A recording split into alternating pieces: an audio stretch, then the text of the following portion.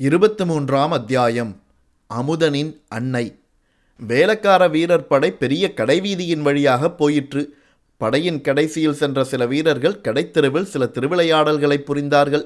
ஒருவன் ஒரு பட்சணக் கடையில் புகுந்து ஒரு கூடை நிறைய அதிர்சத்தை எடுத்து கொண்டு வந்து மற்ற வீரர்களுக்கு விநியோகித்தான்.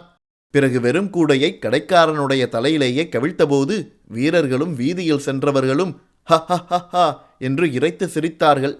இன்னொரு வீரன் வழியில் எதிர்பட்ட ஒரு மூதாட்டியின் கையிலிருந்த பூக்கூடையை பிடுங்கினான். பூவையெல்லாம் வாரி இறைத்து கொண்டே பூமாரி பொழிகிறதடா என்றான். அவன் வாரி வீசிய பூக்களை பிடிக்க முயன்ற வீரர்கள் குதித்தும் சிரித்தும் கும்மாளமடித்தார்கள். எதிரில் வந்த ஒரு மாட்டு வண்டியை இன்னொரு வீரன் நிறுத்தி மாட்டை வண்டியிலிருந்து பூட்டு அவிழ்த்து விரட்டி அடித்தான். மாடு மிரண்டு மக்கள் கூட்டத்துக்கிடையே புகுந்து சிலரை தள்ளிக்கொண்டு ஓடியது. மீண்டும் ஒரே கோலாகலச் சிரிப்புத்தான். இதையெல்லாம் பார்த்து கொண்டிருந்த வந்தியத்தேவன், ஆஹா, பழுவேட்டரையரின் வீரர்களைப் போல இவர்களும் விளையாடுகிறார்கள். இவர்களுடைய விளையாட்டு மற்றவர்களுக்கு வினையாக இருக்கிறது. நல்ல வேளை, இவர்களுடைய பார்வை நம் மீது விழாமல் ஒதுங்கி நின்றோம். இல்லாவிட்டால் ஒரு சண்டை ஏற்பட்டிருக்கும், வந்த காரியம் கெட்டுப்போயிருக்கும் என்று எண்ணிக்கொண்டான். ஆனால் ஒரே ஒரு வித்தியாசமும் அவனுக்கு புலனாயிற்று. வேளக்காரப்படை வீரர்களின் விளையாட்டுகளை இங்குள்ள ஜனங்கள் அவ்வளவாக வெறுக்கவில்லை. அவர்களுடைய கும்மாளத்தில் ஜனங்களும் சேர்ந்து சிரித்து குதூகலித்தார்கள். இதை பற்றி கேட்கலாம் என்று திரும்பி பார்த்தபோது பூக்கூடையுடன் நின்ற சிறுவனை வந்தியத்தேவன் காணவில்லை. கூட்டத்திலும் கோலாகலத்திலும் அந்த வாலிபன் எங்கேயோ போய்விட்டான். ஒருவேளை அவனுடைய வேலையை பார்க்க போயிருக்கக்கூடும். வேளக்காரப்படை மாலையில் கோட்டையிலிருந்து வெளியேறிய பிறகு மற்ற யாரையும் உள்ளே விடுவதில்லை என்று வந்தியத்தேவன் அறிந்து கொண்டான். இரவு பகல் எந்த நேரத்திலும் கோட்டைக்குள் பிரவேசிக்கும் உரிமை பெற்றவர்கள் அரச குடும்பத்தை சேர்ந்தவர்களும் அமைச்சர்களும் தண்டநாயகர்களும் தான். பழுவேட்டரையரின் குடும்பத்தாருக்கும் அவ்வுரிமை உண்டு என்று வந்தியத்தேவன் தெரிந்து கொண்டான். எனவே ராத்திரியே கோட்டைக்குள் போக வேண்டுமென்ற உத்தேசம் அவனுக்கு மாறிவிட்டது. தன்னிடமிருந்த லட்சணை மோதிரத்தை காட்டி சோதனை செய்ய வந்தியத்தேவன் விரும்பவில்லை. அதைவிட இரவு கோட்டைக்கு வெளியேயே தங்கி நகரை சுற்றி பார்த்துவிட்டு நாளை உதயத்துக்குப் பிறகு கோட்டைக்குள் செல்வது நல்லது. ராத்திரியில் அப்படி கோட்டைக்குள் பிரவேசித்தாலும் அரசரை தரிசித்து ஓலை கொடுப்பது இயலாத காரியமல்லவா? கோட்டை மதிலை சுற்றியிருந்த வீதிகளின் வழியாக வந்தியத்தேவன் வேடிக்கை பார்த்து கொண்டே மெதுவாக சென்றான். அன்று பழகாத தூரம் பிரயாணம் செய்திருந்த அவனுடைய குதிரை மிக களைத்திருந்தது. சீக்கிரத்தில் அதற்கு ஓய்வு கொடுக்க வேண்டியதுதான். இல்லாவிட்டால் நாளைக்கு அவசியம் ஏற்படும் போது இக்குதிரையினால் பயனில்லாமல் போய்விடும். வசதியாக தங்குவதற்கு ஓரிடம் விரைவில் கண்டுபிடித்தாக வேண்டும். தஞ்சைபுரி அப்போது புதிதாக பல்கி பெருகி பறந்து வளர்ந்து கொண்டிருந்த நகரம். அதிலும் அப்போது மாலை நேரம். நூற்றுக்கணக்கான வீதி விளக்குகள் ஏற்றப்பட்டு ஒளி வீசத் தொடங்கியிருந்தன. வீதிகளெல்லாம் ஜே ஜே என்று ஒரே ஜனக்கூட்டம். வெளியூரிலிருந்து பல அலுவல்களின் நிமித்தமாக வந்தவர்கள் அங்குமிங்கும் சென்று கொண்டிருந்தார்கள். அவர்களில் சோழ நாட்டு பட்டணங்களிலிருந்தும் கிராமங்களிலிருந்தும் வந்தவர்களும் இருந்தார்கள். புதிதாக சோழ சாம்ராஜ்யத்துக்கு உட்பட்டிருந்த நாடுகளிலிருந்து வந்தவர்களும் காணப்பட்டார்கள். பொருணை நதியிலிருந்து பாலாற்றாங்கரை வரையிலும் கீழக்கடற்கரையிலிருந்து மேற்கு கடற்கரை வரையிலும் பறந்திருந்த தேசங்களிலிருந்து தலைநகருக்கு பலர் வந்திருந்தார்கள். விந்திய மலைக்கு வடக்கே இருந்து வந்தவர்களும் கடல் கடந்த நாடுகளிலிருந்து வந்தவர்களும் கூட சிலர் அம்மாநகரின் வீதிகளில் ஆங்காங்கே தோன்றினார்கள். ஆப்பம், அதிர்சம் முதலிய தென்பண்டங்களை விற்ற கடைகளில் மக்கள் ஈ மொய்ப்பது போல் மொய்த்து அப்பண்டங்களை வாங்கி கொண்டிருந்தார்கள். வாழைப்பழங்களும் வேறு பலவித கனிகளும் மலைமலையாக குவிந்து கிடந்தன. பூக்கடைகளை பற்றியோ சொல்ல வேண்டியதில்லை. முல்லையும் மல்லியும் திரு ஆத்தியும் செண்பகமும் புஷ்பக்குன்றுகளைப் போல் காட்சி தந்தன. அந்த மலர்குன்றுகளை சுற்றி பெண்மணிகள் வண்டுகளைப் போல் ரீங்காரம் செய்து கொண்டு மொய்த்தார்கள். புஷ்ப கடைகளின் அருகில் சென்றதும் வந்தியத்தேவன் அந்த பூக்கார வாலிபனை நினைத்து கொண்டான். அவனை மறுபடியும் பார்க்கக்கூடுமானால் எவ்வளவு சௌகரியமாயிருக்கும்! இந்த நகரில் வசதியாக தங்குவதற்கு ஓரிடம் அவனை கேட்டு தெரிந்து கொள்ளலாமல்லவா? இப்படி எண்ணிய போதே சற்று தூரத்தில் அந்த வாலிபன் வந்து கொண்டிருப்பதை வந்தியத்தேவன் கண்டான். குதிரையிலிருந்து இறங்கி அவனை அணுகினான். தம்பி, பூக்கூடைகளில் ஒன்றையும் காணுமே, பூவெல்லாம் எங்கே? விற்றாகிவிட்டதா என்றான். விற்பதற்காக நான் பூ கொண்டு வரவில்லை, கோவில் பூஜைக்காக பூக்கொண்டு வந்தேன். பூவை கொடுத்தாகிவிட்டது. வீட்டுக்கு திரும்பி போகிறேன்.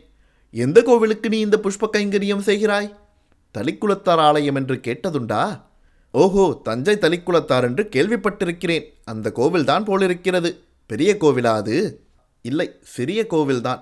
கொஞ்ச காலமாக இத்தஞ்சையில் துர்க்கையம்மன் கோவிலுக்குத்தான் மகிமை அதிகம். அங்கே தான் பூஜை, பொங்கல், பலி, திருவிழா ஆர்ப்பாட்டங்கள் அதிகம். அரச குடும்பத்தாரும் பழுவேட்டரையர்களும் துர்க்கையம்மன் கோவிலுக்குத்தான் அதிகமாக போகிறார்கள். தளிக்குளத்தார் கோவிலுக்கு அவ்வளவு மகிமையில்லை. தரிசனம் செய்ய ஜனங்கள் அவ்வளவாக வருவதில்லை. நீ இந்த புஷ்ப கைங்கரியம் செய்து வருகிறாயே, இதற்காக உனக்கு ஏதேனும் சன்மானம் உண்டா? எங்கள் குடும்பத்துக்கு இதற்காக மானியம் இருக்கிறது. என் பாட்டனார் காலத்திலிருந்து கண்டராதித்த சக்கரவர்த்தி விட்ட நிபந்தமுண்டு. தற்சமயம் நானும் என் தாயாரும் இந்த கைங்கரியத்தை செய்து வருகிறோம். தளிக்குளத்தார் கோவில் செங்கல் திருப்பணியா அல்லது கருங்கல் பணி செய்திருக்கிறார்களா என்று வந்தியத்தேவன் கேட்டான். அவன் வருகின்ற வழியில் பல செங்கல் கோவிலுக்கு கருங்கல் திருப்பணி நடந்து கொண்டிருப்பதை பார்த்திருந்தபடியால் இவ்விதம் கேட்டான். இப்போது செங்கல் கோவில்தான், கருங்கல் திருப்பணி விரைவில் தொடங்கும் என்று கேள்வி. இந்த திருப்பணியை உடனே நடத்த வேண்டும் என்று பழையாறை பெரிய பிராட்டி விரும்புகிறார்களாம். ஆனால் என்று அந்த வாலிபன் தயங்கி நிறுத்தினான். ஆனால் என்ன? பராபரியாக கேள்விப்பட்டதையெல்லாம் சொல்வதில் என்ன பயன்? பகலில் பக்கம் பார்த்து பேசு, இரவில் அதுவும் பேசாதே என்று சொல்ல கேட்டிருக்கிறேன். இதுவோ நார்ச்சந்தியும் கூடுமிடம், நம்மை சுற்றிலும் ஜனங்கள். இந்த மாதிரி இடத்திலே நின்றுத்தான் தைரியமாக எந்த ரகசியமும் பேசலாம்.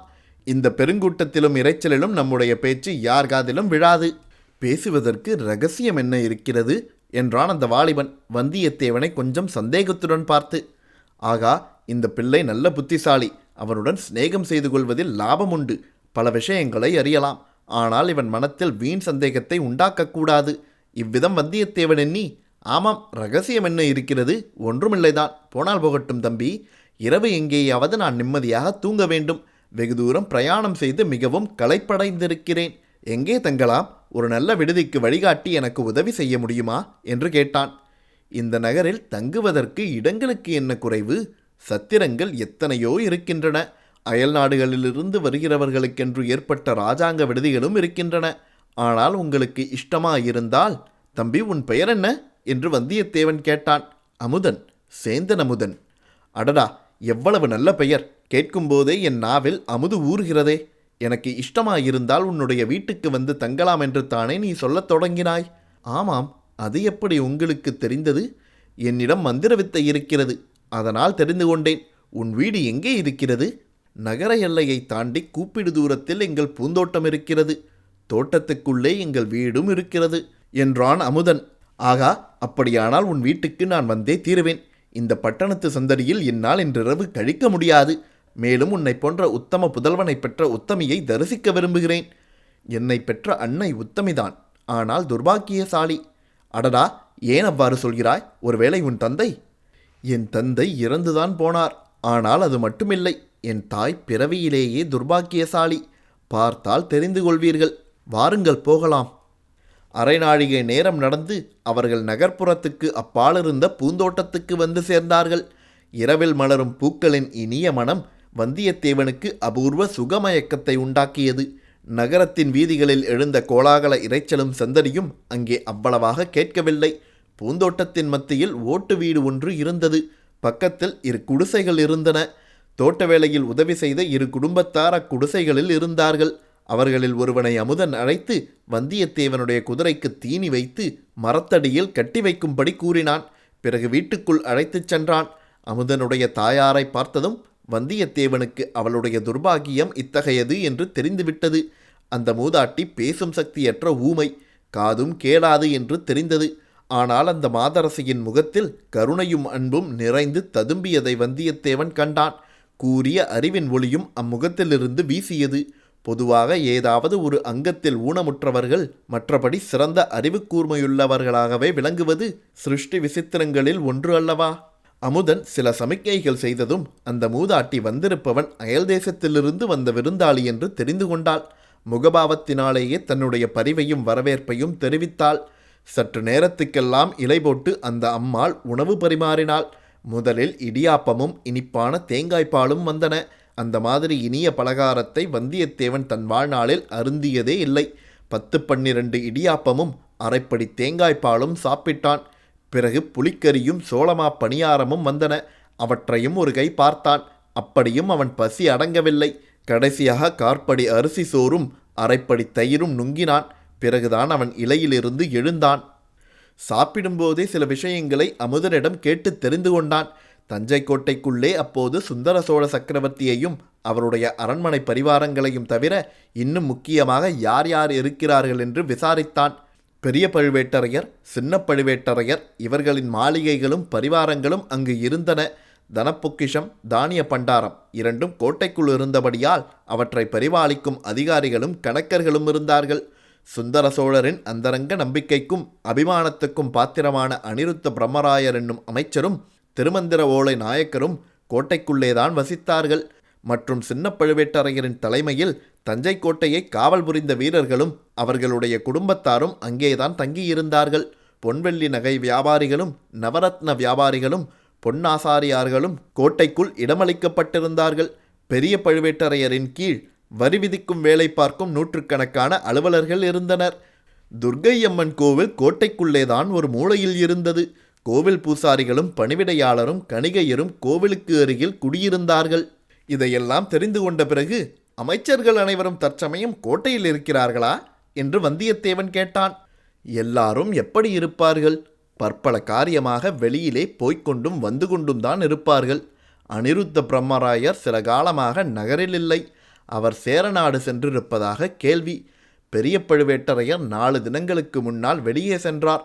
கொள்ளிடத்துக்கு வடக்கே நடுநாட்டுக்கு சென்றதாக கேள்வி. போனவர் ஒருவேளை திரும்பி வந்திருக்கலாம் அல்லவா? உனக்கு தெரியாதாக்கும்? இன்று சாயங்காலம் பழுவூர் இளையராணியின் பல்லக்கு வந்தது. கோட்டை வாசலில் நானே பார்த்தேன். ஆனால் பழுவேட்டரையர் வரவில்லை. ஒருவேளை வழியில் எங்கேனும் தங்கிவிட்டு நாளை வரக்கூடும். தம்பி, இளவரசர் மதுராந்தக தேவரும் கோட்டைக்குள்ளேதானே தங்கியிருக்கிறார்? ஆமாம், பழுவேட்டரையர் அரண்மனைக்கு பக்கத்தில் மதுராந்தகரின் மாளிகை இருக்கிறது. சின்ன பழுவேட்டரையரின் திருமகளை மனம் புரிந்த மருகர் அல்லவா? ஓஹோ, அதுவும் அப்படியா? எனக்கு இதுவரையில் தெரியாதே. ரொம்ப பேருக்கு தெரியாதுதான். சக்கரவர்த்தியின் தேக அசௌகரியத்தை முன்னிட்டு திருமணத்தை கோலாகலமாக நடத்தவில்லை. நல்லது. மதுராந்தக தேவர் இப்போது கோட்டைக்குள்ளேதானே இருக்கிறார்? கோட்டைக்குள்ளேதான் இருக்க வேண்டும். ஆனால் மதுராந்தக தேவர் சாதாரணமாக வெளியில் வருவதில்லை. மக்கள் அவரை பார்க்க முடிகிறதும் இல்லை. சிவபக்தியில் ஈடுபட்டு பெரும்பாலும் யோகத்திலும் தியானத்திலும் பூஜையிலும் காலம் கழிப்பதாக கேள்வி. ஆனால் இத்தனை நாளைக்கு பிறகு கல்யாணம் செய்து கொண்டிருக்கிறாரே? ஆமாம், அது கொஞ்சம் வியப்பான காரியம்தான். கல்யாணத்துக்கு பிறகு மாப்பிள்ளை தேவரின் மனமே மாறிப்போயிருப்பதாயும் சொல்கிறார்கள். நமக்கென்ன அதை பற்றி? பெரிய இடத்து பேச்சு பேசாமல் இருப்பதே நல்லது. சேந்தன் அமுதனிடம் இன்னும் பல விஷயங்களை கேட்டு தெரிந்து கொள்ளும் ஆவல் வந்தியத்தேவனுக்கு இருந்தது. ஆனால் அதிகமாக ஏதேனும் கேட்டு சந்தேகத்தை கிளப்பிவிட அவன் விரும்பவில்லை. இத்தகைய சாதப்பிள்ளையின் சிநேகம் தனக்கு பேருதவியாயிருக்கும். தஞ்சையில் தங்க இம்மாதிரி வீடு அகப்பட்டதும் தன்னுடைய அதிர்ஷ்டந்தான். அதையெல்லாம் கேட்டுக்கொள்வானேன். மேலும் நீண்ட பிரயாணத்துடன் முதல் நாள் இரவு கண்விழித்ததும் சேர்ந்து கொண்டது. கண்ணை சுழற்றிக் கொண்டு தூக்கம் வந்தது. சேந்தனமுதன் அவனுடைய நிலையை அறிந்து விரைவில் படுக்கை போட்டு கொடுத்தான். தூக்க மயக்கத்தில் கடைசியாக வந்தியத்தேவனுடைய மனதில் பழுவூர் இளையராணியின் திருமுகம் வந்தது. அப்பப்பா, என்ன அழகு, என்ன ஜொலிப்பு! அந்த மாய மோகன வடிவத்தை திடீரென்று அவன் பார்த்ததும் அடியோடு செயலிழந்து கண்கொட்டாமல் திகைத்து நின்றது இன்னொரு அனுபவத்தை அவனுக்கு நினைவூட்டியது. சிறுபிராயத்தில் ஒரு சமயம் காட்டு வழியாக போய்க் கொண்டிருக்கையில் திடீரென்று படமெடுத்து ஆடிய பாம்பு ஒன்று அவன் முன் எதிர்பட்டது. அதன் அழகே அழகு, கவர்ச்சியே கவர்ச்சி. வந்தியத்தேவனால் பாம்பின் படத்திலிருந்து கண்ணை அகற்றவே முடியவில்லை. கண்கொட்டவும் முடியவில்லை.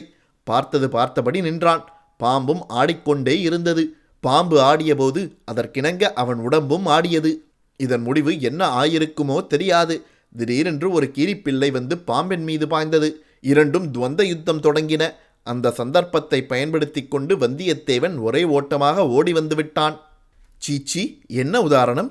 இந்த புவனமோகினியான சுந்தராங்கியை படமெடுத்த பாம்புக்கா ஒப்பிடுவது? அவளுடைய பால்வடியும் முகத்தை ஒரு தடவை பார்த்தாலும் பசி தீர்ந்து விடுமே. நாளைக்கு அவளை மறுபடியும் காணப்போகிறோம் அல்லவா? அவளுடைய குரலிலேதான் என்ன மதுரம்! இவள் ஓர் அபூர்வ அழகித்தான்.